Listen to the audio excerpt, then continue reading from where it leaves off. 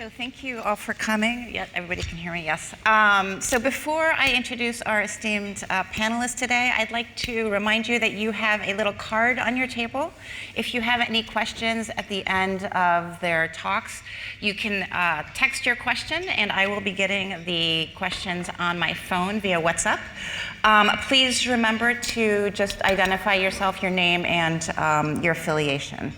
So now I will turn to our panelists. Kristian Ulrichsen is a Baker Institute Fellow for the Middle East at Rice University, a non-resident senior fellow at the Arab Center located in DC, and an affiliate professor at the Henry M. Jackson School of International Studies. He is also a visiting fellow at the LSE Middle East Center and an associate fellow at Chatham House in the UK.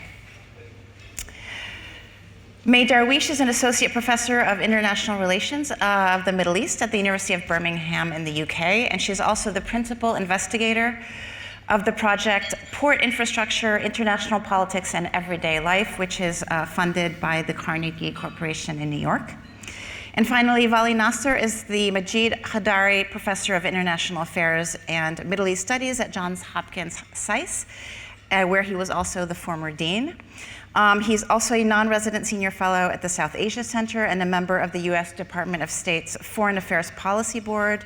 Previously, he served between 2009 and 2011 as the senior advisor to the U.S. Special Representative for Afghanistan and Pakistan, Ambassador Richard Holbrooke. So we will start today with Kristian, who will speak for about 10 minutes. Everyone will speak for about 10 minutes, and then we will open up the conversation to your questions.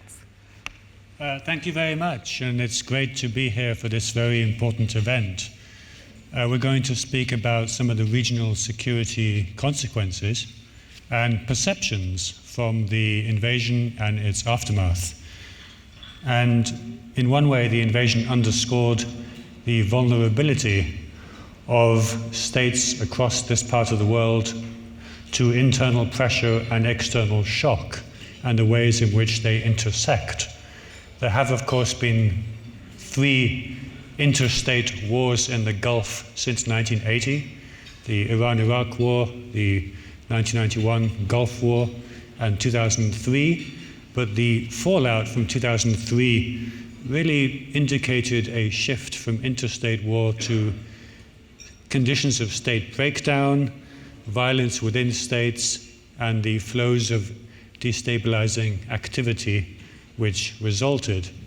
And initially, a lot of the instability bypassed the Gulf states. We saw flows of refugees, and within Iraq, internally displaced people, but not south towards the GCC. In fact, initially, a lot of the destabilizing flows ran the other direction, from Iraq's neighboring states into Iraq, with support for radical groups within Iraq and foreign fighters flowing in. It was only later, with the eruption of ISIS, almost a decade later, that some of the flows were reversed. Others have also indicated how, over the past decade or so, especially over the last 3 administrations in the US, there has been a perception here in the Gulf that there's almost an incomprehension, a sense of the US foreign policy in the Middle East is something that is no longer as reliable or as predictable as it used to be. And often we hear Obama, Trump, and Biden administrations being at the root cause of a series of decisions which have caused real head-scratching here in the Gulf. But I would argue that we can date a lot of this as well to the George W. Bush administration, and to incomprehension at the ways in which US policy or coalition policy in Iraq effectively handed Iraq, as I think Saud al-Faisal, the Saudi foreign minister, said in 2005, to Iran on a plate, on a silver platter. And King Abdullah of Saudi Arabia in 2007 was especially vocal in his expression of anger as he saw it, the perception of the US, or at least the consequences of the US-led invasion and mismanaged occupation. So we see there, I think, some of the beginnings of that divergence of opinion as to why decisions were being taken and the results that were flowing from them. And just on Bush and Blair, we had Ambassador John Wilkes last night reminding us that actually in 2004 Bush was re-elected, in 2005 Blair was re-elected. And I would go further than that and say that in 2004 it's the only election since 1988 where the Republicans have won the majority vote of the last 7 US presidential elections. And in 2005, Tony Blair led the Labour Party to re-election, which until today is still the last time the Labour Party has won a UK general election. So the perceptions, at least in the West, in the UK and the US, that the war was a disaster took some time to unfold. I think it only became visible to a Western public between, say, 2005 and 2008. But we saw the long shadow of Iraq very visible in 2013, 10 years after the invasion, and 10 years ago last month, when in Syria the chemical weapons attack in August 2013 seemed for a few days that it would cross President Obama's red line, it would trigger a Western military response. And what was fascinating was what stopped it was the British House of Commons debate on whether to authorize the use of military force. And I followed that debate. I remember listening to it and being struck by how many members of Parliament in 2013 were having the debate they wished they had had with retrospective knowledge in 2003. Many of the members of Parliament were the same who had been in Parliament in 2003, 10 years before, and in 2013 you got the sense that they were having the debate they wished they had had, and they voted not to authorize the use of military force. Another of the results, another of the perceptions as well as reality, was of course the increasing atmosphere of sectarian tension and what some scholars have called the new Cold War, especially between Saudi Arabia and Iran. We saw within that atmosphere play out some of the policy responses to the Arab Spring, the upheaval in 2011, again play out within that framework of a sectarian prism, a sectarian policy response. And of course the war in Yemen, the internationalization of the war in Yemen in 2015 and all of its consequences still are with us today, again in an atmosphere of a zero-sum game mentality which had developed post-2003. And I hardly need to remind this audience here in Doha of the ways in which accusations of proximity to Iran were used in 2017 as one of the pretexts for cutting diplomatic relations and imposing a political and economic blockade or boycott of Qatar by neighboring states.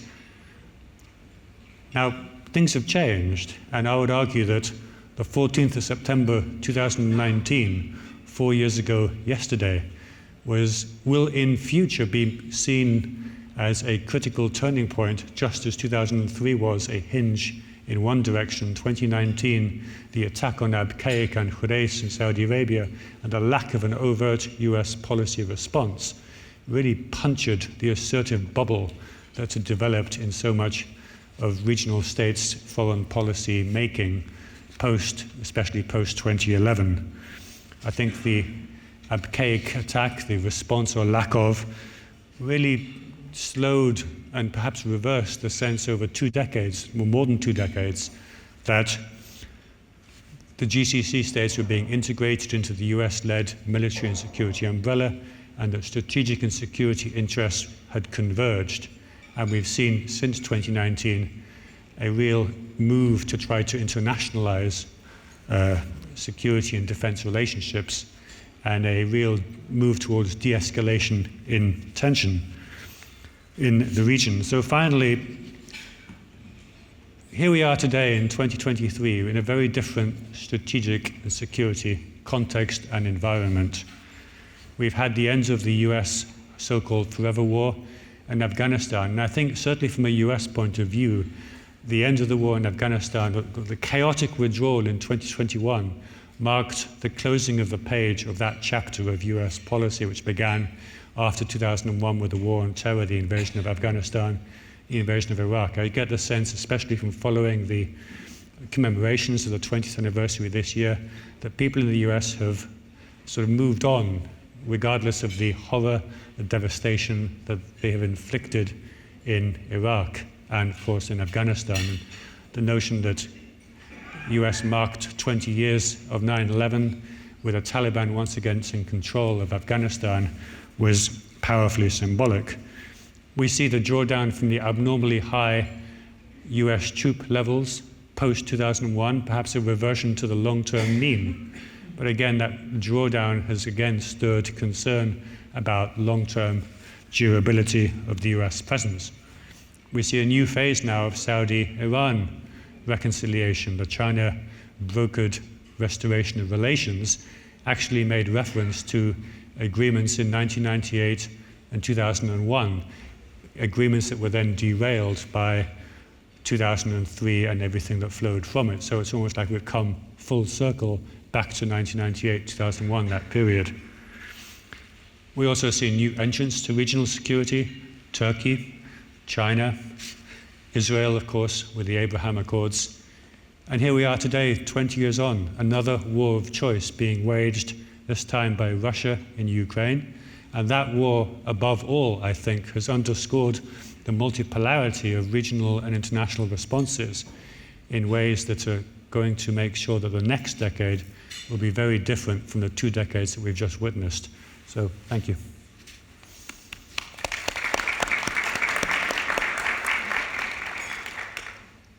Thank you very much. I'm very happy to be here today. So in my very brief contribution today, I'm going to be trying to talk more about the implications of the war and the long consequences that the war had on regional and international dynamics. At the very beginning of the war, the US decision makers thought and predicted that the war is going to be very, very short. Rumsfeld in 2002 said, and I quote, "The Gulf War of the 90s lasted 5 days on the ground. I can tell you that if the use of force in Iraq today would last 5 days or 5 weeks or 5 months, but I certainly isn't going to last any longer than that." Obviously, they were all very wrong. 2 decades later, the killings continue in Iraq, and Iraq is still effectively at war. So the 20th anniversary of the Iraq War is certainly providing little cause for celebration, but it offers a small opportunity for us to reflect on the consequences, reflect on how the war has shaped many of the dynamics that we see today in the region.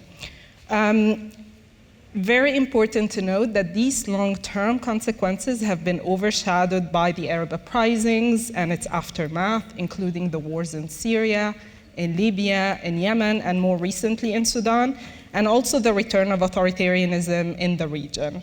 Nevertheless, the Iraq War remains a defining moment and remains a critical juncture that has shaped even how the uprisings unfolded, how different regional actors and international actors responded to the uprising. So I'm going to be limiting my comments to 3 main points to show how the Iraq War and its aftermath have even shaped the development of the region, especially after 2011. So the first point is about the US, and the Iraq War has somewhat ended an era of US hubris about the promotion of democracy in the Middle East. So American hegemony in the post-Cold War era was basically aimed at changing the course of events in the region, reshaping the borders, and changing some of the dynamics to suit the US agenda on many levels.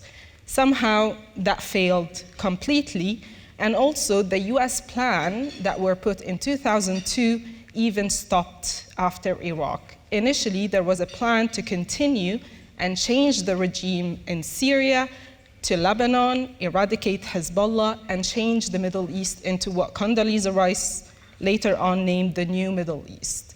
Obviously, all of these expectations and all of these plans were totally unrealistic, but they also had very long repercussions on how the US has changed its policies in the MENA region afterwards, but also globally.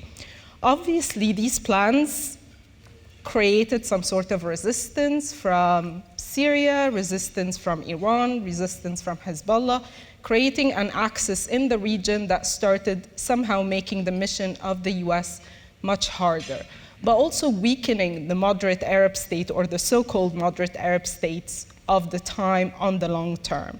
So somehow this agenda of democracy promotion came to a halt with the very high cost of the Iraq War for the US, but also for other regional actors.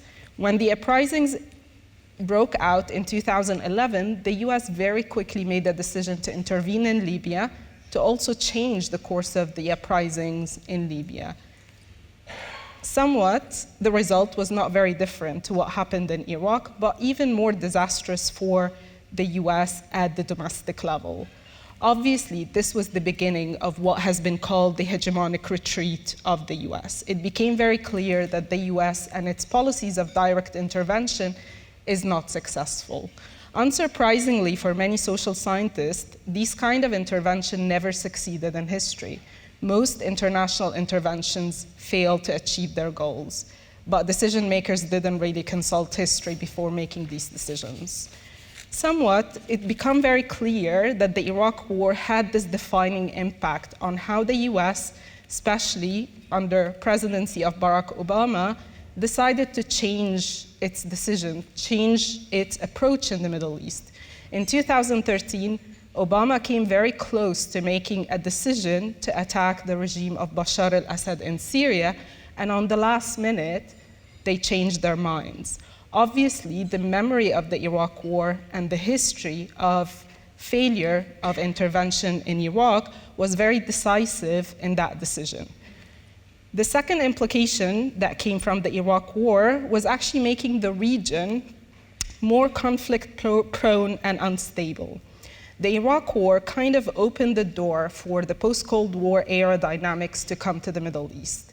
At the end of the Cold War, there was a spike in civil wars in Africa, a spike of civil wars in Eastern Europe, but somewhat this didn't really transfer directly to conflict in the Middle East. But 10 years later, after 2003, with the Iraq War, the strategies that were used in that period in civil wars in terms of using proxies, building networks of non-state actors became or was transferred to the region through the Iraq War. Syria started supporting many militias in Iraq to make the mission harder for the US. Iran did the same, and the network of proxies grew, as well as the US also decided to support and indirectly support some group to lower its cost in the war. Obviously, this network of proxies ended up with the rise of ISIS, but also with the proliferation of armed non-state actors in the region.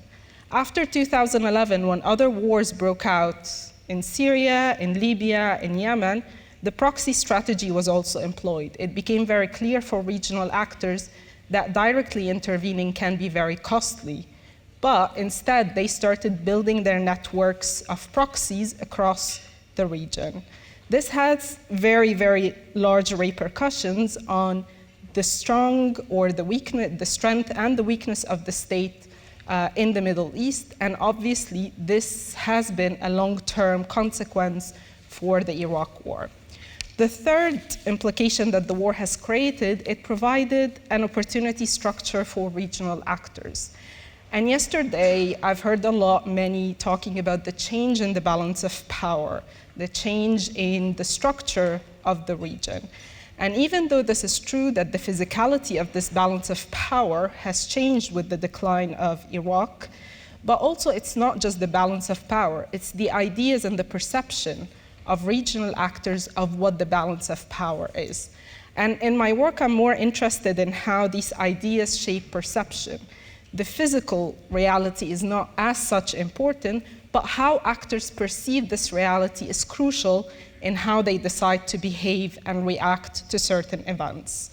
So obviously, the Iraq War created this perception that the region is changing. And obviously, it was an opportunity for many actors in the region to ascend or think that they could ascend the hierarchy in the region. Some small powers, some middle powers saw this as an opportunity to create change, to change somewhat their position, their status, and their role in the system. With the Arab uprising, this opportunity became even bigger for other actors, seeing that, for example, Egypt is somewhat very busy with its domestic level, it's weakening its role at the regional level, but also with several civil wars breaking out, we've seen how Saudi Arabia, how the UAE became even eager to play a bigger role in the region. Somewhat, this perception doesn't mean that it's true or that these actors are capable of filling this void, but it definitely created competition, and it created some sort of instability as to what is the final balance of power that will unfold in the region. To conclude this, it's hard to isolate Iraq from what happened in the Middle East the 20 years later. And obviously, the uprisings were not triggered by the Iraq War, but how actors responded to the uprisings is definitely connected to the implications of the war. Also, I would like to highlight that even though we look at Iraq as a defining moment, it's definitely not unique in the region. And in social sciences in general, we're more interested in the particularities of events, but as we're living those events, sometimes it's very easy to think that they're very unique or they're not replicable elsewhere, but the Iraq War can find some of the dynamics in the history, and if we look very closely to the history of the region or other regions, we can see that the same dynamic can exist elsewhere. Thank you.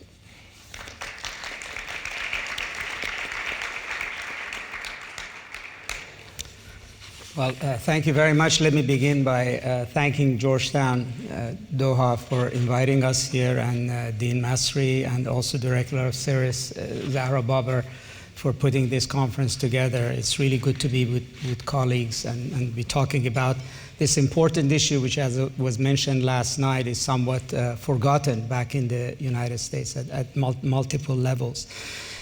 So I would like to add to the excellent analysis of my colleagues here, and particularly take a look at sort of in much more grander way, what does this war and its legacy mean for the changing dynamic of regional security.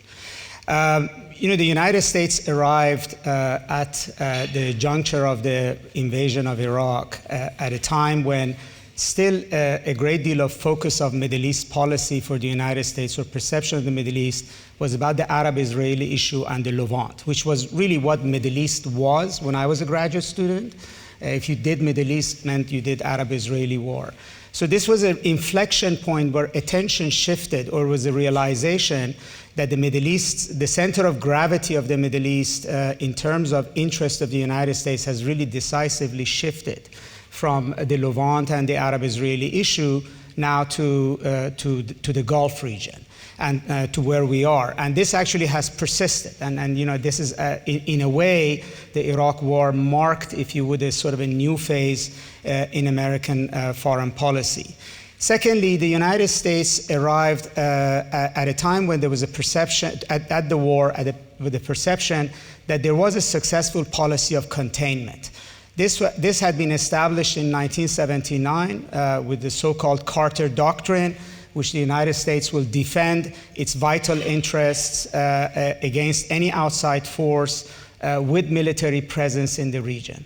And it created an alliance of Arab dictatorships, if you want, a moderate Arab regime. Not all of them were moderate, but like Iraq was part of that formula. Even though it didn't have relationship with Washington, other Arab governments managed it. But there was the United States successfully created an Arab Great Wall of China around Iran, in which Iraq was actually absolutely pivotal, because it had the largest military. It actually went to war with Iran, and in the end, it did succeed in winning that war, at least come out of it victorious. And it was really the sort of the sharp edge of, if you would, an Arab containment of Iran in this region. And so this was a successful policy. This is the way the United States saw management of regional security. It was a tight Arab-American alliance to contain Iran. And then, after Saddam invaded Kuwait, which sort of disturbed this balance, the United States also had a successful containment strategy of Iraq. It was called actually dual containment. of containing both countries at the same time, and it stepped up its own military presence in the region for that. In a way, as it was mentioned last night, the containment of Iraq was not working. The United States was grinding Iraqi economy and Iraqi society into dust, but Saddam Hussein was still sitting there. Whether he was building nuclear weapons or not is essentially immaterial to this conversation, in the sense that the United States understood he's not going anywhere. This is not going to change anything. And in fact, the Iraq war was a realization that Iraq needs a final solution. Final solution does not mean rehabilitation of Saddam, the way that we are now rehabilitating Bashar Assad. At that point in time, that was inconceivable. So final solution in Iraq means that you need to go and remove him because sanctions are not removing him, and his own people are not capable or willing to remove him. Secondly, the Iraq war came, as we know, after 9/11. And the perception of a final solution was also, there is a final solution for Islam, which, as my colleague said, was put in this context that if we take Saddam out, if we build a democracy in Iraq, then there would be, if you would, a contagion effect, a demonstration effect. The whole region will become democratic. There will be no problem of Islamism. And you know, you will use sort of military operations like a sharp scalpel of a surgeon and remove everything bad in the region. And we don't need to go into how many misperceptions and bad assumptions were built into this way of thinking. Least of all, at a strategic level, it was inconsistent because the idea of promotion of democracy targeted all of our allies. And to me, I think the paradox of Condoleezza Rice giving a speech on America's new policy in Cairo as the guest of President Mubarak really spoke to this. And she angered her guests greatly by basically talking about how dictatorship was a problem when all of America's allies would fit into that category. So in a way, the war essentially was an adoption of the idea of final solution instead of containment. I mean, if we want to look back and say, when did the containment strategy in the Middle East begin to unravel? It began to unravel in Washington in 2003, when the United States no longer saw it as necessary for long-term future management of the region and was looking to a final solution. Now, we know the war happened, as was very clearly said. It didn't turn out as the Washington has anticipated. The military part did. In other words, you could dismantle the Iraqi military and be in Baghdad in record time. But it actually proved to be more of an imperial overreach in the end for the United States. Now, there are significant consequences, obviously, for Iraqis, for the region, for many things. But I want to just say sort of more broadly from where I'm sitting, what did it mean strategically? First of all, the United States' intention was that it would go into Iraq with a final solution, and then it would follow it into Iran. I mean, it was a saying in Washington then that anybody can go to Baghdad, but real men go to Tehran. And, or today Baghdad, tomorrow Tehran, which, you know, the Iranians understood this very well, and it has colored the way in which they look at US presence in the region from that point on. In other words, the Iran's policy that Iran is ultimately only secure when the United States leave the region really goes to 2003. We don't want them on our borders. We don't want their soldiers here. That the only safety is there, because this ultimately is the United States policy. Well, the United States never got to go to Iran after Iraq, because it sort of put its foot in such thick mud in Iraq that it couldn't lift it again. But it actually had the opposite effect. In other words, destroying the sort of the centerpiece of the Arab containment of Iran, its most important military base, the country that actually was most vulnerable to Iranian influence because of its majority Shia population, and then under the guise of occupation of Iraq, shattering the Iraqi state. In other words, dismantling its military, dismantling its bureaucracy, not being able to establish law and order as the country was looted, creating circumstances that led to actually a sectarian civil war. In other words, the sanctions that already pulverized Iraqi society, and the American occupation actually saw to pulverization of whatever remained of society for a period, and then whatever remained of the state for a period. And this basically meant that Iraq was essentially helpless, and the political transition obviously would empower the majority of the population through the vote, which were Shias, and I do think the Arab states around Iraq made a big mistake of playing into this sectarian issue, not recognizing the new Iraqi government, not treating the new Iraqi government as if it was an Arab government, only made the Shias in Iraq reliant on Iran at a very critical point in time. And the Iranians, not just militarily through militias and IRGC, etc., but culturally, historically, they began to essentially create deep embedded sets of relationships with the Iraqis. So you ended up creating, if you would, a cultural, economic, military, political zone that now crosses the boundaries of the Arab world and Iran. It's sort of a Mesopotamia world, to borrow Barham Saleh's term from yesterday.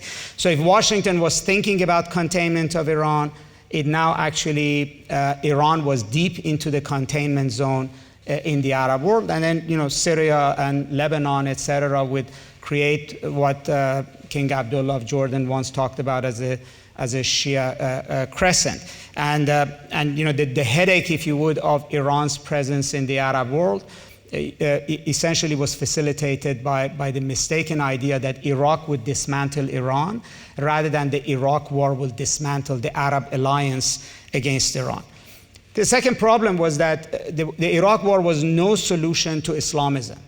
Islamism did not dissipate, not only because there was no democracy, but actually because of everything that was said. Particularly my colleague from Birmingham said that the sense of it actually jump-started much more anti-imperialism and anti-Americanism at a very popular level. The Middle Easterners, much more so than the Americans, were aware of the killings on the streets, of what happened to Iraq, of the misperceptions that led to the war.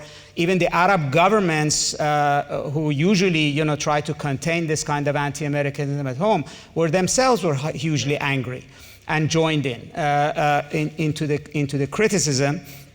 And the result was that actually Islamists found a lot more receptive audience across the board for arguing that they are the forefront of anti-imperialism. It's not just about Sharia, it's about what Islamists represent to average Muslims. It's about being anti-American, and anti-American not just culturally, but anti-American imperial policies. Right? And that actually found much greater audience, not just in the Middle East and the Muslim world, but also in Europe, among Muslims in Europe, in the United States, all of which we later on saw in the explosion of ISIS on the ground. I mean, the idea that you would have a non-state actor essentially creating a caliphate, carving out two of the Middle East's most important states, I mean, the seats of even historically of Umayyad and Abbasid empires, is sort of, it's just sort of talked about how much Iraq was the beginning of the shattering of the Arab world, from which actually it has not recovered as we are speaking. Iraq and Syria are only a shade of what they were. And thirdly, and I think this is much more important in the long term, is that the Iraq war exhausted the United States. Not just exhausted its military, exhausted the American people.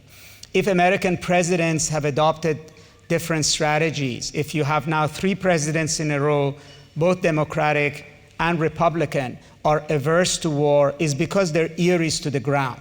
They know that the American people don't want to go. It was said that in critical states that Hillary Clinton lost to President Trump in 2016, where these were states with higher number of veterans who had served in Iraq. They voted for Trump not out of ideology, because they didn't want another hawk in the White House who might get the United States into another war. They liked Trump's anti-war rhetoric, right? So that tells you about the fact that if the 1990 war against Kuwait, against Iraq and Kuwait, gave the Americans the sense that war is easy, it's jingoistic, that war can be a scalpel to solve problems, the Iraq war convinced them that $3 trillion between these two wars a mess that speaks to incompetence, bad strategic thinking, not knowing what you're dealing with, and the consequences of the war is not something the American people want again. Now, this has implications, not just for the Middle East. It has implications. There's probably, you could say that Russia would not have risked going into Ukraine if it was absolutely sure that it's not going to be confronting American boots on the ground. Or the Chinese may make the same kinds of calculations. And above all, the Iranians made this calculation, that the Americans will huff and puff now, but after Iraq in 2003, they're not going to go to war. And they have been proven correct. Like when during the President Trump's administration, this is the most hawkish president since George Bush, particularly on Iran, that when the Iranians shut down a very expensive American drone, which was a very daring act, supposedly American jet fighters were locked and loaded on board of aircraft carriers ready to take off when President Trump blinked, supposedly because 157 civilians may get killed. I didn't know he had such a soft heart. But in reality, everybody in Tehran, in Riyadh, in Doha, and they saw that what happened in Iraq had truly changed the United States.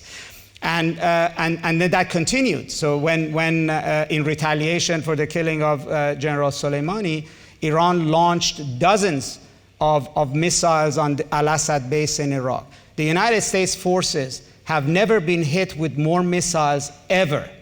Not in World War I, not in Vietnam, ever.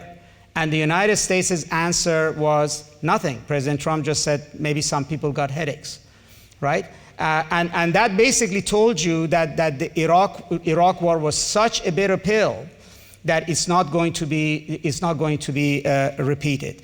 And as was mentioned, the point was driven home further with the Iranian attack on Abu Ghraib. That actually was not so much a signal to the US, but actually was a way in which the Iranians wanted to prove to the Saudis the same point. They're not going to come to defend you.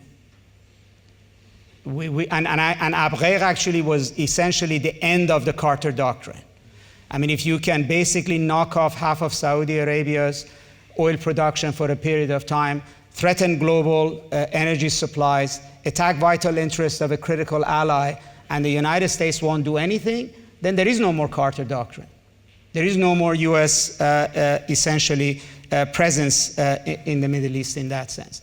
And I was mentioned, the Saudi relationship, this decision that they're going to basically no longer follow an American strategic doctrine in this region. In other words, there's an American alliance, to contain Iran, but they're going to actually build their own strategic doctrine. Whatever it is that Saudi Arabia is going to have a different kind of a strategy about how you manage Iran than the one that had been in place since 1979. That is going to handle Israel differently. That is going to handle China differently. That Saudi Arabia is going to be more of a non-aligned country than it was going to be a client of the United States. And so what we're seeing at play is essentially the United States trying to find its footing in this region without containment, without that kind of a military, if you would, presence that it had. So what we've been witnessing essentially since 2003 to this day is really a post-containment era. I mean, it's much more than about Iraq. It's about, we've been in a transition phase, and there hasn't been an actual settlement about, where does the dust settle. And we still don't know, what would be the shape of regional security going forward. The idea of military intervention, I was mentioned, has failed. The idea of containment of Iran in the old way has failed. It's now very clear that the United States will not go to war in the Middle East at all, unless for some reason it is directly confronted. Now, whether it would go to war in the Middle East with China over US-China sets of issues is something for the future. But it definitely is very clear that after Iraq, it's not going to get its hands dirty in the region. So what does regional security mean without the United States actually be willing to do that? And that's really the big question post-Iraq, which still has to be answered.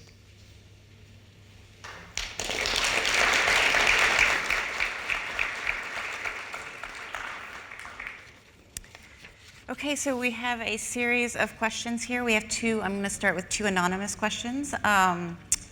We don't have a very brave audience, I see. What is the rationale behind targeting certain countries with weapons of mass destruction and not others? And I think here they mean targeting certain countries that are, accused of having weapons of mass destruction. And the second question, to what extent did the Iraq invasion influence the formation of alliances and partnerships among Middle Eastern countries for security cooperation? So maybe we can start with Kristian and then move on. Well, I think the issue of weapons of mass destruction was really driven home by the fact that certain countries were targeted, others weren't. And of course, the failure to find a WMD in Iraq, I think, and Gaddafi in Libya's decision to give up his own WMD in the immediate aftermath of 2003, around 2005, 2006, the fact that Libya, Gaddafi was then taken out, I think was another powerfully symbolic effect, that countries that do have, or at least have the potential to perhaps go for a weapon of mass destruction, have maybe a layer of additional protection against such activity.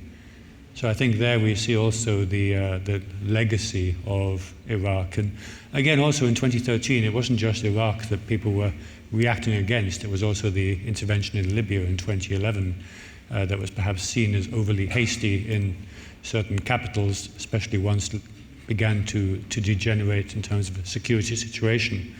But certainly Gaddafi's policy change, which was, I think, linked to the determination to take action in Iraq, did therefore have consequences further down the line.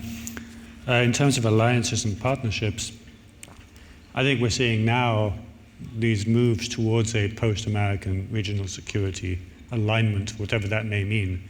And we're seeing now perhaps a delayed reaction, a delayed response to these dynamics that my fellow panelists have really driven home in their remarks. And a post-American Gulf, a post-American Middle East, will, I think, be much more balanced in many ways, in the sense that you can't imagine perhaps another external actor taking sides so consistently in any one regional conflict that the US has done, for example, against Iran since 1979. And the decision by Saudi Arabia and Iran to involve China in bringing their restoration over the line, I think, sent a very strong message that this age of de-escalation is here to stay, and that it's in other countries' interests, China's, Saudi, Iran, not to follow any potential escalation driven by US or Israel or other states towards a confrontation. So I think we're in a very different phase. On the weapons of mass destruction, I think, and I think this is also not just my view, it has been also a view of many scholars and analysts, that it was more used as a justification rather than an actual driver behind the Iraq war. So the weapons of mass destruction have been used by the US as a threat, or as a way of showing how Iraq is a threat to global politics, not just to the Middle East. But more importantly, I think the question on the weapons of mass destruction is not the most relevant in the region. The one that's most relevant is the chemical weapons. Because even though like the nuclear option is always in the background when we talk about Iran, but chemical weapons are the weapons that have been actually used by several actors of the region in the history.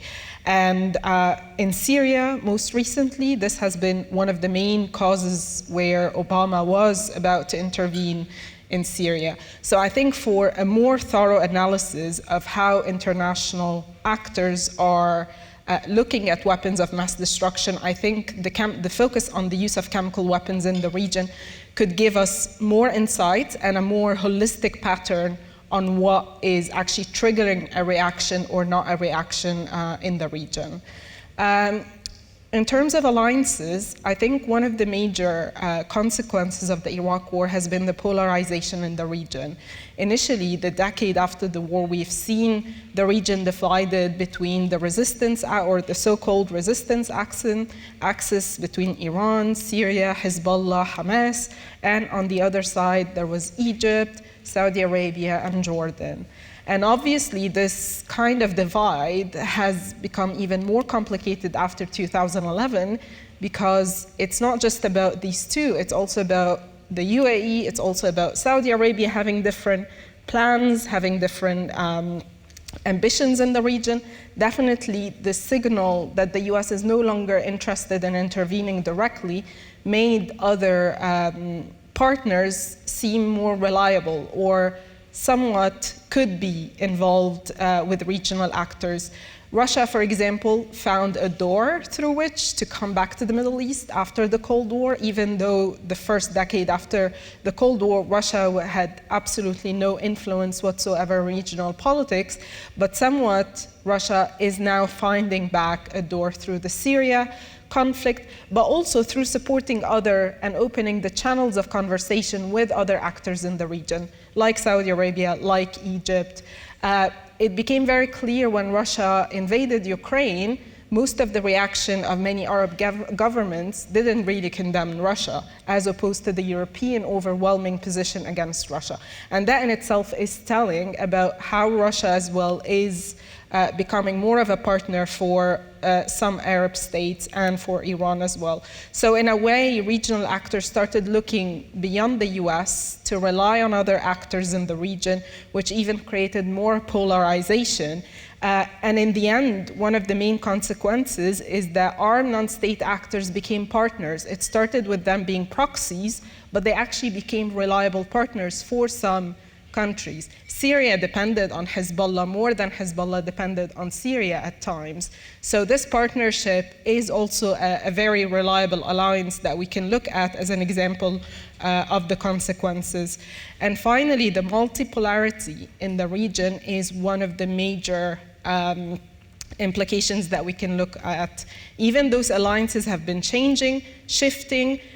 The main feature here is that there is no actor, even an axis, is able to dominate the Middle East. So somewhat there is the breaking down of the region, the breaking down of that balance of power. There is no actor that's able to dominate or become hegemon, even a global partner or a local partner. So alliances will continue, and that's the only way for some state to achieve some of their goals. And first of all, I agree with the fact that the issue of weapons of mass destruction was used, if you would, as a justification, and particularly in terms of both rallying public opinion in the West in support of the war, but also getting critical United Nations votes to authorize the war. I think that is no longer possible. So that ability to use weapons of mass destruction as an excuse for war was a one-time tool that the United States used it cynically, and then because it went so wrong, it's no longer convincing. So, and we can see it. In practice, weapons of mass destruction are not compelling. So, Assad can use it in Syria with impunity. Again, the United States went to the brink of war, and then President Obama did exactly what Trump did with Iran and the shooting down of the drone, used an excuse that Congress won't vote, and backed away from essentially getting the United States into the Syria war. And then with Iran, we can see after everything with the JCPOA, post-JCPOA, as we're talking, the United States and Iran have arrived at least at some point where Iran is now enriching upwards of 60% uranium, and there is no war. The threat after threat after threat that Israel will attack, the United States will attack.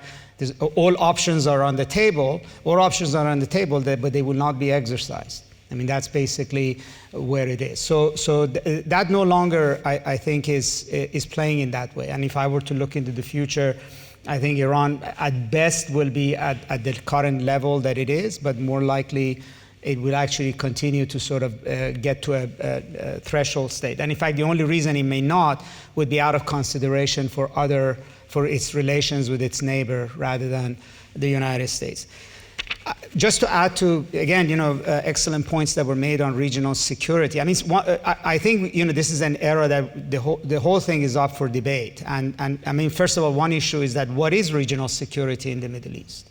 It's actually not very clear that there is a one way of looking at it. Even like a few years ago, there was an argument that Israel and Saudi Arabia and the United States, they all see a very clear anti-Iran sort of a tight alliance. But now at least Saudi Arabia has basically made that line a lot grayer, and it's not on the same position. So we'll have to pay a lot more attention the way these, as was mentioned, these major multipolar centers in the region actually see their security. So what is security for Saudi Arabia?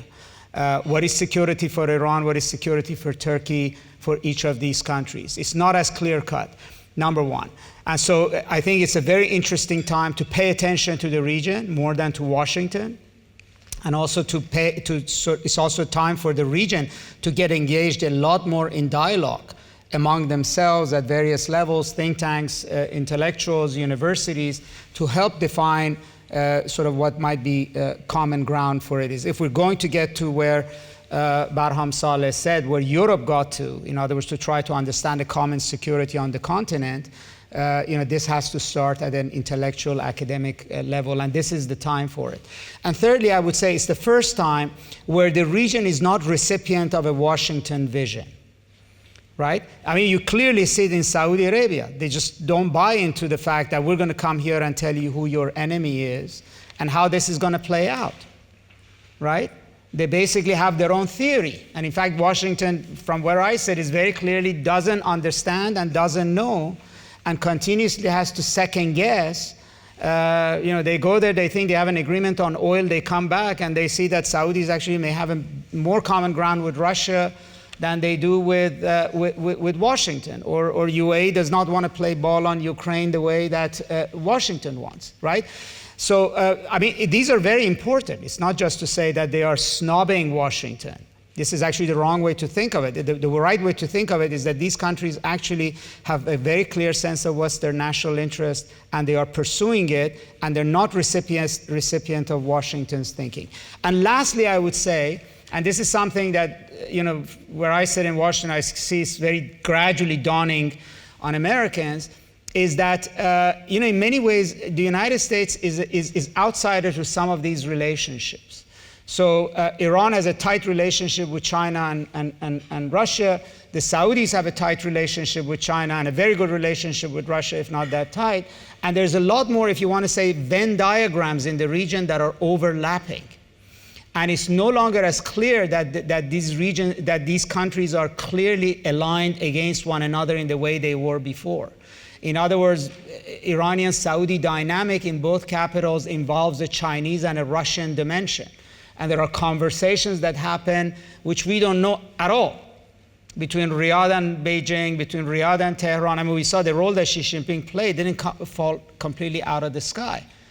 It fell because there's a set of relationships that were there that we usually didn't think about it. We thought about the Middle East as basically an American domain.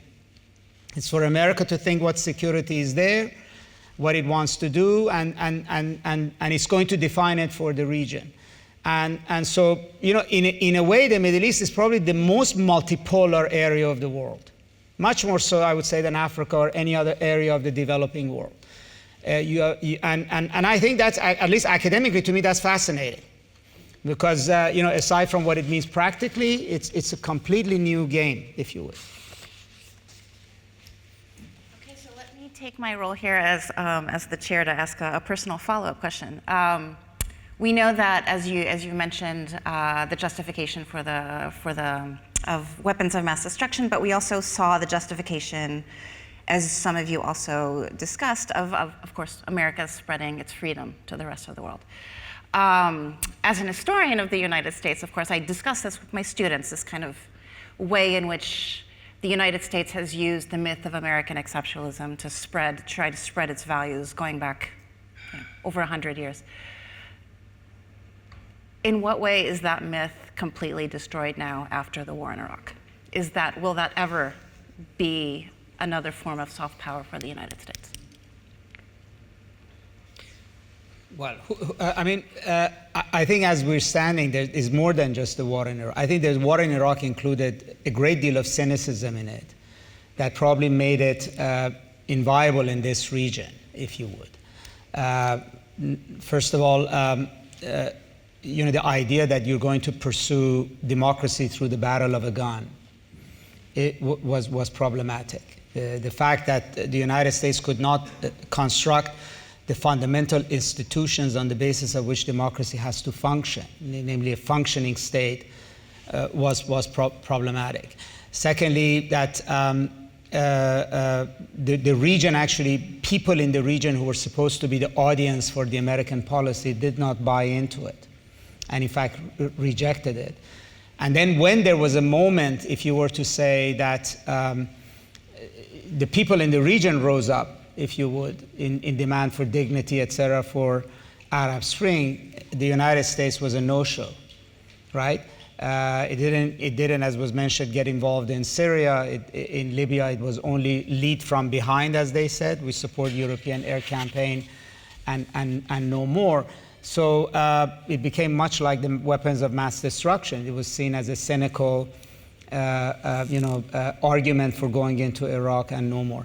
But you could also say that the Iraq war also unraveled democracy in America in many ways, because there are people who trace the rise of Trumpism, populism, the attack on America's own democratic institutions back to the Iraq war, the cynicism within the American military and the American military community about the logic of putting him in harm's way, launching wars that were lost, if you would, people that they lost in these wars, and for what, actually has created that. If you look at the number of people who attacked the Capitol on January 6th, or have joined these radical groups, Proud Boys, Oath Keepers, etc., the number of veterans of Iraq and Afghanistan is actually quite staggering.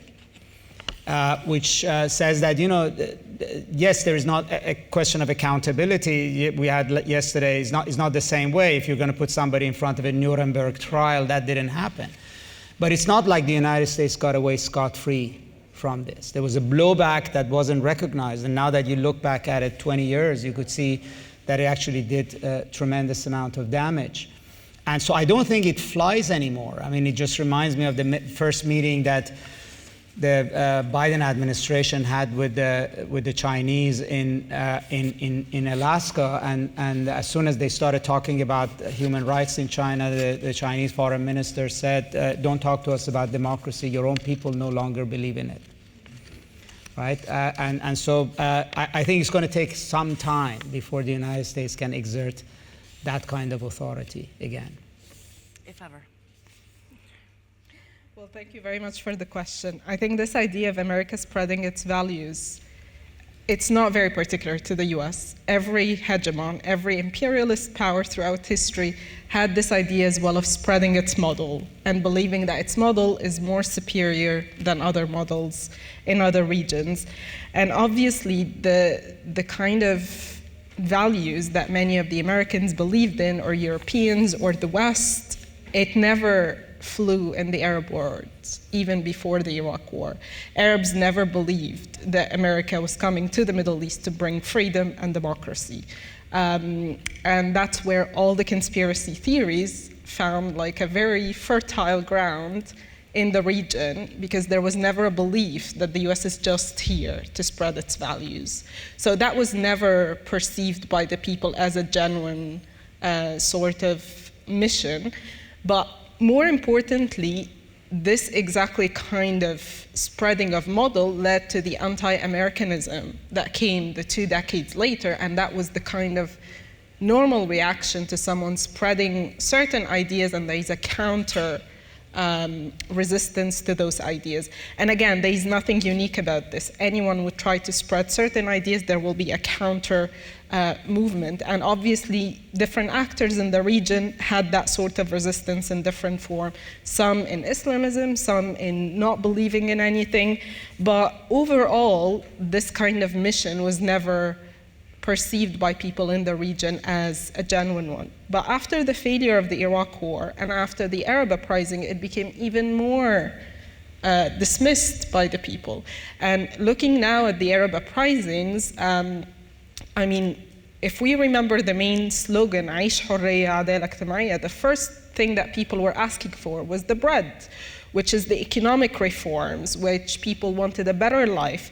And even when they said freedom, they had a totally different interpretation of what freedom is in the Middle East. And therefore, people didn't listen, like they said something, but the decision makers, either in the Arab world or outside, they were not listening. If we look at all the reactions to the Arab uprisings, either in the Arab world or globally, they were more about political reforms. Like the year after the uprising, people were saying economic reforms, Europe, the US, politician talking about political reforms. So there was a total disconnect from what the people wanted and what the people said, and all the reactions from all the parties involved. And now, 10 years later, after the uprising, the economy is worse than ever in every single Arab country. All Arab countries are reaching, or except the Gulf, they're reaching bankruptcy. So we're talking about serious economic issues that the people cared about, but the message from the outside was totally different. There was no listening to the people. So when the US now talking about freedom or promotion of democracy, there is really no resonance whatsoever because of all of this history and all of this events that our generation and even younger generation have been going through. So if we talk now, and I've been having conversation with friends and people that I know all over the Arab world, people no longer want democracy. Democracy has just brought more repression, more authoritarianism, civil wars. So people simply in the region do not believe in democracy. So we just need a different model at some point. Well, I'm a historian too, and in a sense, the exhaustion that we've talked about in terms of the US lack of appetite and desire for military action, we saw that in the late 70s after Vietnam, and actually in the run-up to the Gulf War in 1991, there was a lot of debate, a lot of angst as to whether this would be another Vietnam, whether there would be thousands or tens of thousands of casualties, people coming back in body bags on a huge scale. So it's nothing new. Of course, what changed, as I think May mentioned, was the overwhelming success of Desert Storm, especially the ground war component, driving Saddam's forces out of Kuwait in 4 days. Then, of course, the Kosovo campaign in 1999, illustrating, at least from a theoretical perspective, that you could achieve certain objectives through bombing from the air without having boots on the ground. The revolution of military affairs that was talked about a lot at the end of the century, the turn of the century. And then, of course, 9/11, for all the highly problematic linkages that were then drawn between 9/11 and Saddam Hussein and Iraq, for all those linkages, 9/11 did provide the seismic shock and context for the atmosphere within which the notion that something had to be done took root. So I think we've been here before, in a sense. History never repeats, but it does rhyme. And again, just picking up on what Vali said about the sort of erosion of democracy in the US, we saw something broadly comparable in the UK, where Iraq was the beginning of a sense of the withdrawal of trust from the public in the political class. And we then had other issues such as the global financial crisis, the sense that there was a lack of accountability, and we spoke about a lack of accountability yesterday. And then a very specific British issue, which was a major parliamentary expenses scandal in 2009, where a lot of members of parliament were found to be irregularly claiming expenses. We saw a whole process of a series of events where elites and experts were distrusted, which in my view led to the referendum decision to leave the European Union in 2016. So we did see a lot of the impacts, perhaps not on the scale of the storming of the Capitol in terms of actually physical violence, but certainly equally consequential decisions as a result of the aftermath of the decision in 2003 and the ways in which it went wrong.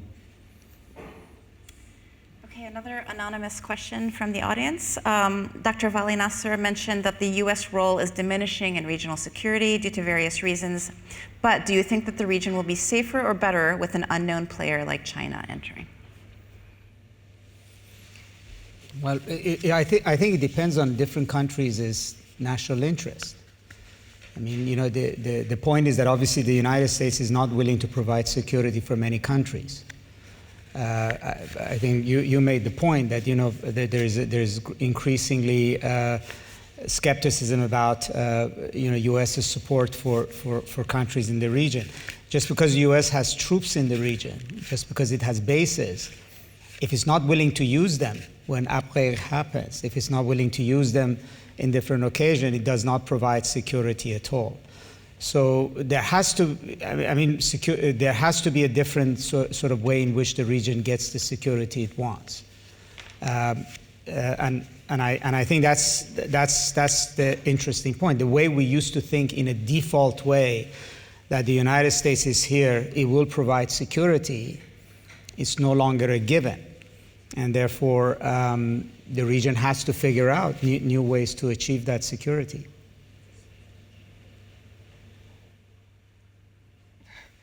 Well, I think I always find predictions very hard. So predicting what is going to happen in the future, usually the reality is much more complex and it's much more dramatic than our imagination of what the future may unfold.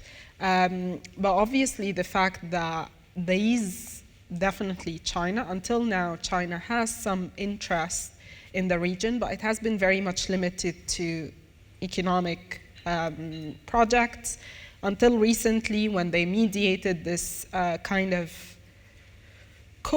not a cooperation, but just an initial sort of type of cooperation agreement between Saudi Arabia and Iran. Until then, China seemed completely uninterested in the politics of the Middle East. So it's very hard to know how China, over time, will frame its foreign policy, will shape its agenda when it comes to the region.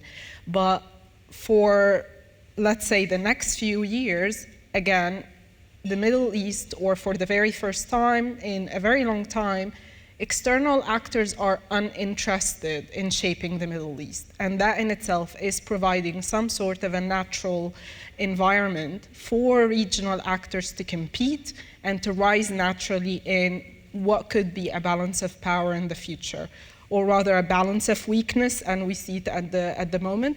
But overall, this is the first time in the history. Europe had a similar dynamic in the 18th, 19th century, which led eventually to what we see at the moment, and Charles Tilly's famous quote about state make war and war makes the state. Somewhat this competition and this rivalry that exist in the region, and if it evolves naturally without external intervention, maybe we will have a natural evolution of Middle East state system in the region.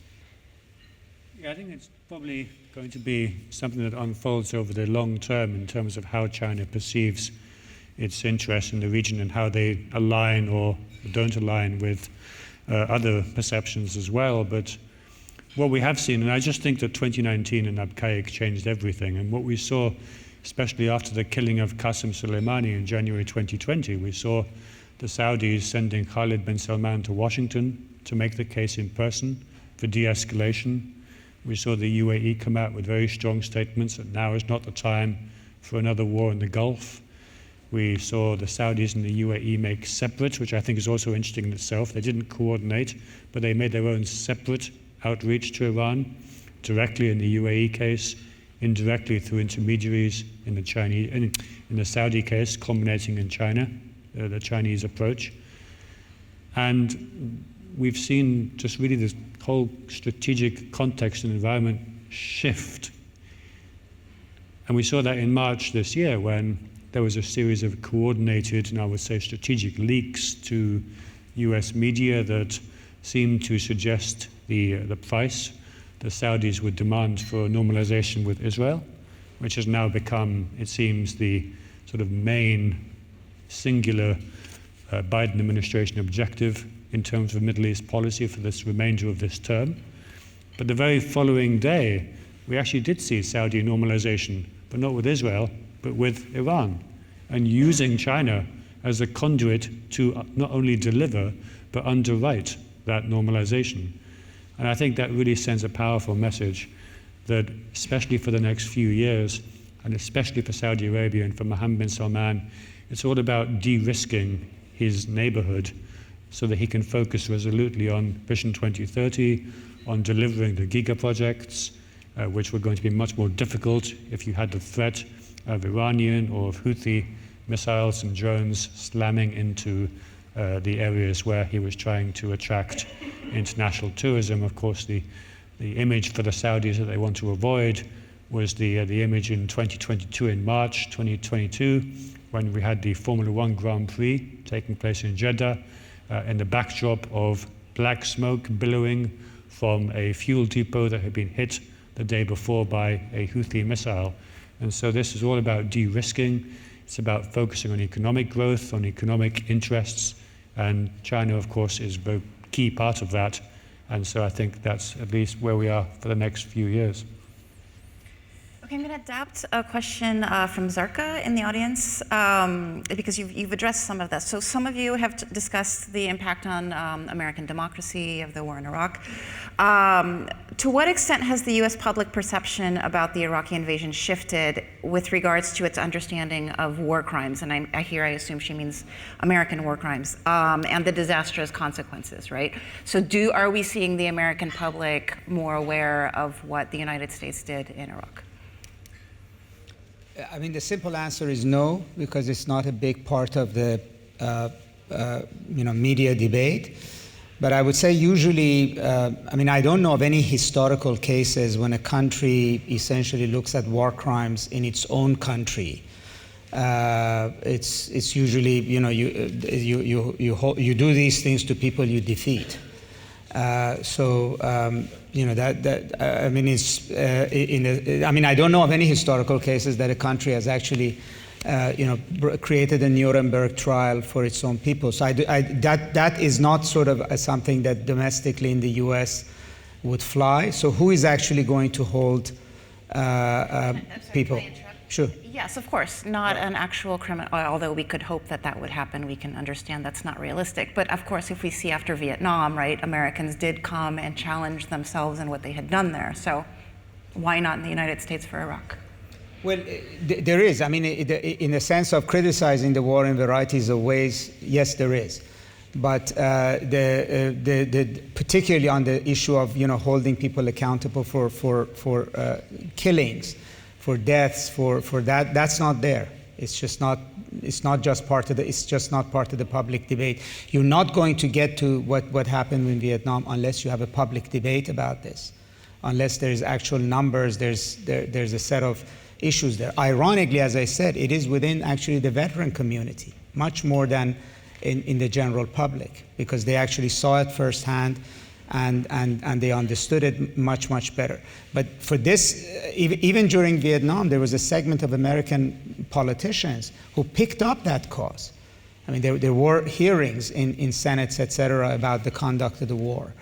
That hasn't happened in the US. So there is no, if you would, galvanization of public opinion the way you had in England to have a war report.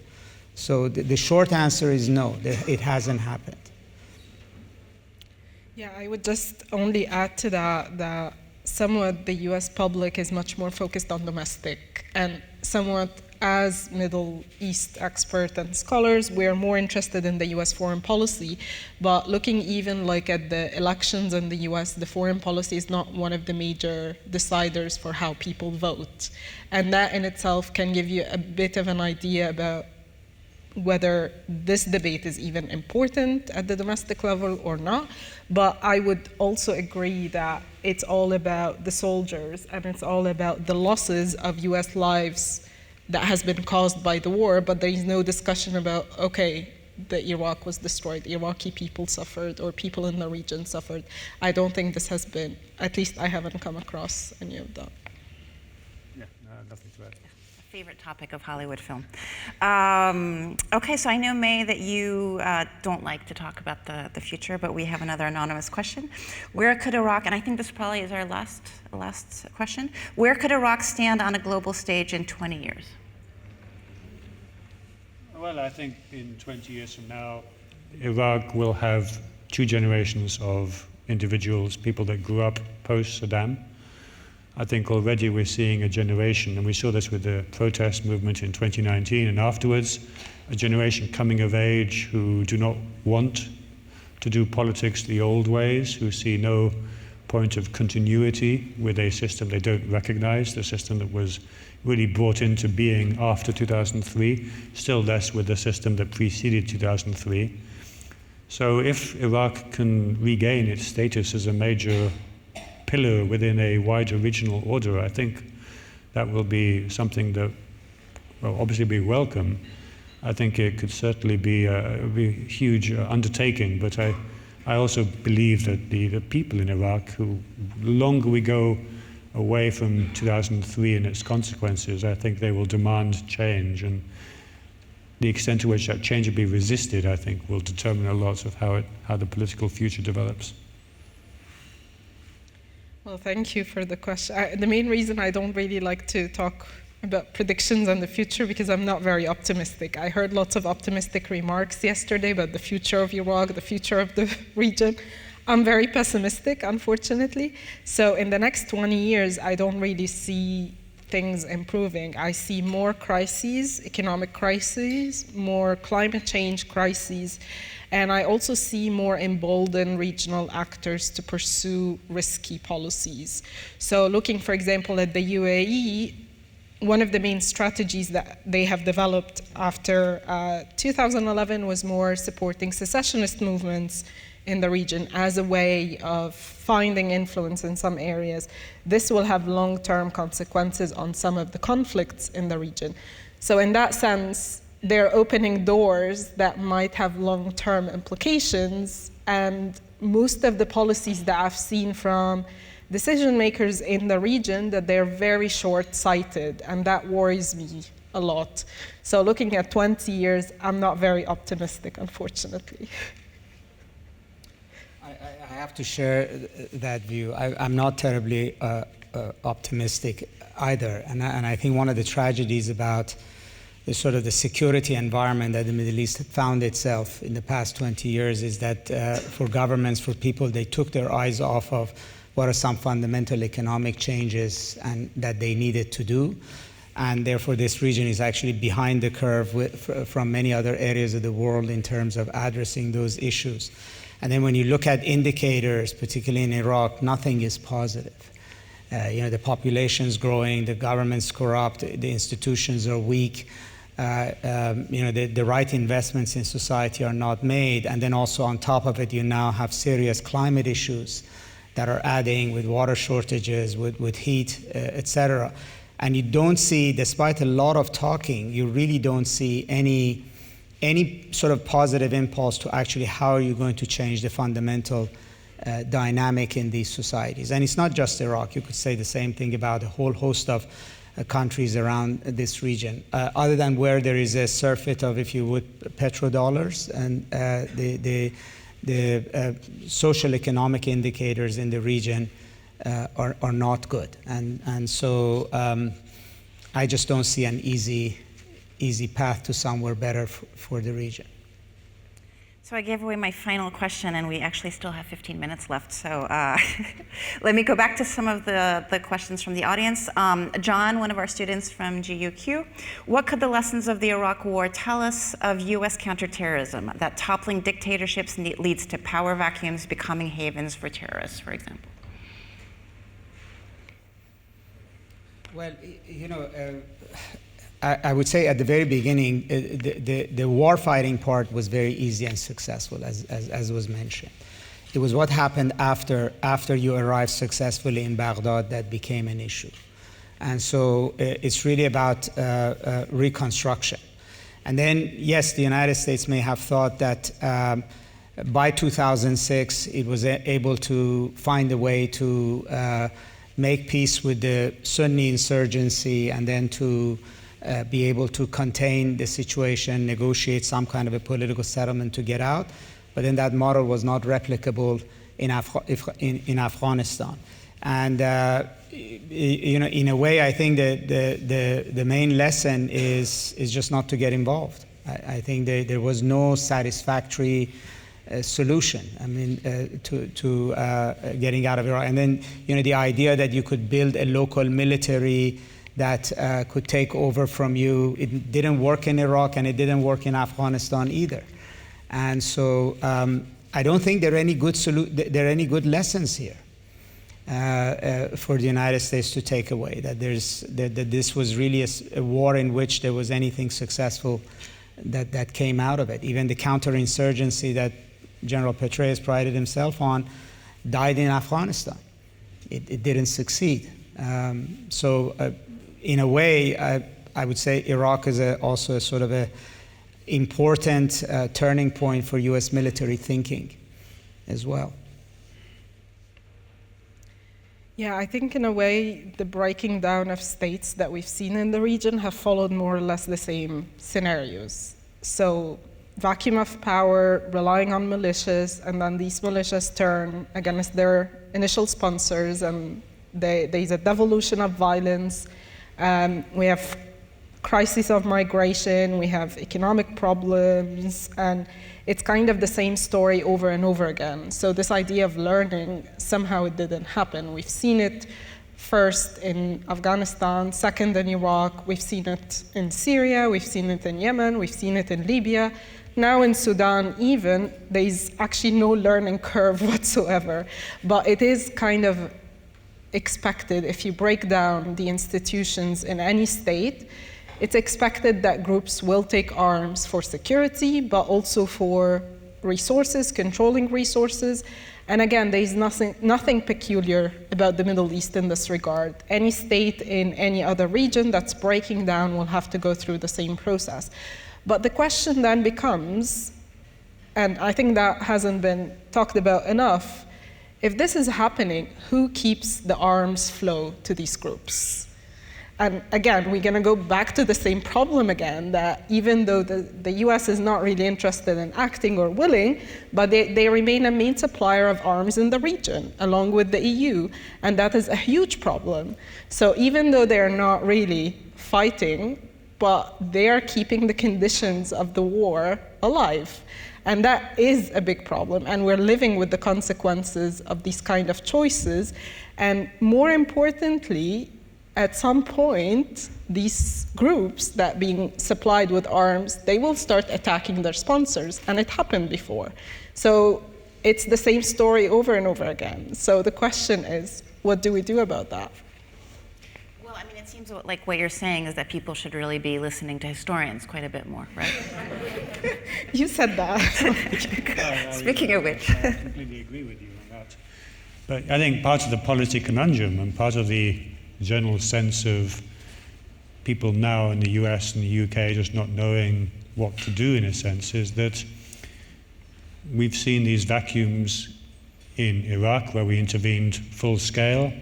We've seen the vacuum in Libya where we intervened from behind and then took our eyes off the ball. And we've seen it in Syria where we didn't intervene at all. And so I think there's a sense that there's no, I think people just, especially officials, from having seen these vacuums develop in so many different ways, there's just a general incomprehension about what to do, what not to do. But again, it all flows, I think, from the decision in 2003 and all the various consequences which structured the perceptions for the later interventions or lack of, and the way they developed. So I have a question that hasn't come up yet from Hamad. What do you think about the policy of de-Baathification and its influence on the new Iraqi political system after the US-led invasion in 2003? Well, I mean, I think if there's a whole, we can have a whole debate about who is responsible more than most for so many of the decisions that went wrong, but certainly I think Paul Bremer is probably high among those on that list, and certainly the decision to de-Ba'athify to the extent that they went, all the way down to much more junior levels, was a disastrous one for multiple reasons, not least because it really made enemies of so many people within Iraq who could have been perhaps otherwise co-opted, and also the disbanding of the army as well. It just really, from the very beginning, set the coalition occupying forces on the back foot. And once they abandoned that sort of early optimism from the fact that they'd taken Saddam out in 3 weeks, and as we heard from this morning, the sort of people in Fallujah, especially at the beginning, were not hostile. This was dropped. This was ceded straight away, and there was a kind of almost, they could never catch up again. So I think it was a disaster. Yeah, I think on the de-Ba'athification, I think there's always this distinction that we as social scientists of the region, we're constantly unable to get rid of, the difference between the regime and the state in the Middle East. And in Arabic, both words are called nizam, but actually in English, the distinction is very clear. The state, which are the institutions, which are more durable, and the regime is more the elites in power and their networks. And ideally, in a democratic system, that the state with its institution are durable and there is an alteration of power of regimes. The way the Middle East states have evolved and have been consolidated is through the consolidation of regimes. So it's very hard to make this distinction between the regime and the state. And in many, many cases, we've seen where the regime has actually captured the state and even made the state completely or we are unable to dissociate the regime from the state. And that was very visible during the Syria war, that somehow, with the collapse of the regime, the state is also collapsing. And it was the same for Iraq. De-Ba'athification or dismantling the regime meant also dismantling the state. And I think that is the problem that we're facing in the region, that we don't really have this distinction, like in the 16th century, the 16th, said, l'état c'est moi, and that's all the regimes in Egypt, l'état c'est moi, the state is me.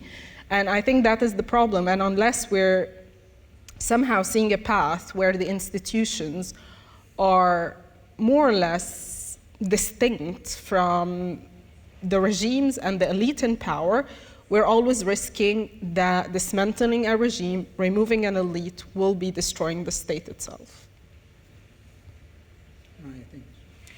Okay, so then now let me move to the last question. So going from a war that has lasted 20 years to another conflict that has gone for over 100 years, a question from Vefa at Qatar University: to what extent has the Iraq War affected Arab-Israeli normalization, including, of course, the Abraham Accords?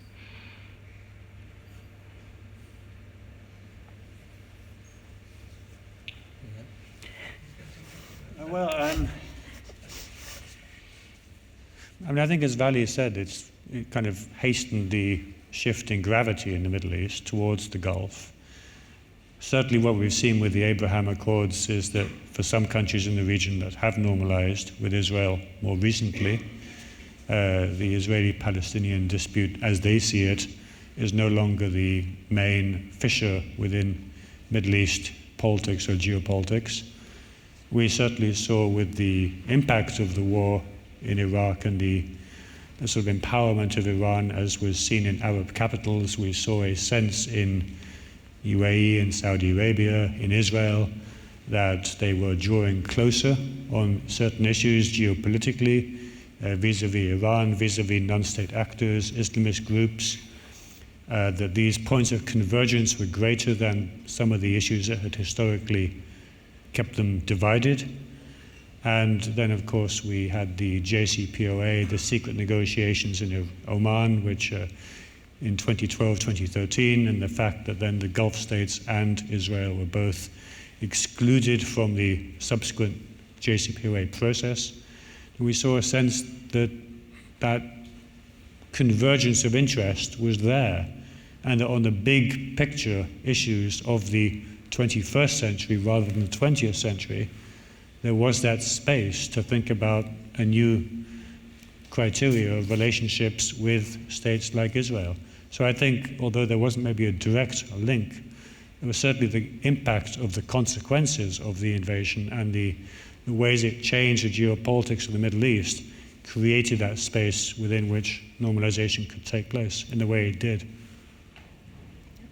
Yeah, thank you for the question. I think sometimes it's very helpful to think in counterfactuals, in the sense, okay, if the Iraq War hadn't happened, how would the Arab-Israeli conflict now look like? And then it would be very hard to imagine, for example, the axis of Iran, Syria, and Hezbollah, for example, having supported Hamas. Or it's very hard to imagine that somehow Israel would be having relationship with other Gulf countries with Iraq somehow staying intact. And I think these counterfactuals sometimes may be useful in looking at the impact of particular events. But overall, the Iraq War, again, it did change some of the structural conditions. And one of these structural conditions that some Arab states are simply uninterested in being invested in the Arab-Israeli conflict. They just simply have other priorities. They have an Iraq that's divided and full of problems. They have Iran that's growing in its influence in the region. And they also have weakening Arab states like Egypt, for example, that they couldn't really rely on. So I think the conditions changed and the priorities changed, and therefore normalization was somehow an option and on the table. I would just add, I mean, sometimes looking at it in a sort of a longer frame, you would say the outcome of the Iraq War at one level was the rise of Iran. Iran was a big winner of the Iraq War. And it was also the realization that the United States essentially has exhausted itself. So these two things would have suggested that UAE and Bahrain and potentially Saudi Arabia would look to different kind of alliances. But also, it's also a question of opportunity. That for UAE, there were also much more approximate reasons why they would do this at that particular point in time. There's also a question of change in the generational change in the leadership of these countries. I mean, people continuously write in Washington that the Crown Prince of Saudi Arabia will only recognize Israel after his father passes away, that he belongs to a generation that does not want his fingerprints on, quote unquote, settling the Palestinian issue in this manner. Or King Abdullah was particularly perturbed by Israeli IDF's handling of the Palestinians. So you have a younger generation that no longer is beholden to old Arab politics. But also importantly, is the Abraham Accords didn't just come after the Iraq War, it also came after Arab Spring. It came after also Libya and Syria being knocked out, if you would, as those bastions of old Arab politics, after the rise of ISIS and everything else that it entailed.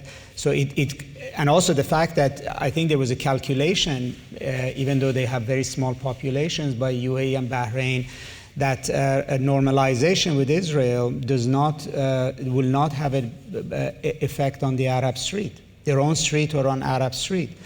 So why is it that the Arab street did not rise in Egypt or, first of all, there was no Damascus or Baghdad at that point in time, because the mind of the Arab street was somewhere else. It was about the issues of dignity, jobs, etc., that Mai mentioned that came up with Arab Spring. So there's a perception that the Arab Spring basically shifted what is a priority for Arabs. It's not democracy, it's not Arab-Israeli issue, top priorities, food, jobs, dignity. And therefore, you're not going to get the kind of pro-Palestinian reaction, if you would, And so there was a moment in time when it was an opportunity to do this without necessarily feeling a backlash. They're not major Arab states that can create a resistance front like they did with Sadat in 1970s. And the Arab Street's mind is also somewhere else. It's licking its wounds from Arab Spring. And I mean, we might still be in that moment. That's why even though there's talk of normalization between Riyadh and Washington, and even though the Israeli government is now much more aggressive on settlements, on anti-Palestinian issues, we're just not seeing the kind of street reaction that you might anticipate in opposition to even flirting with this idea at this point in time. It's all about who gets what for making this deal, as opposed to what the Palestinians get. Right? That's kind of like absent in the conversation, which tells you that sort of that these leaders may calculate that right now they pay the least amount of political cost for making that decision. That's fascinating, given that we're in a time in the United States where the American public is increasingly unwilling to support Israeli apartheid, right? Exactly. Okay, well, thank you so much, everyone, and let's please give a final round of applause to our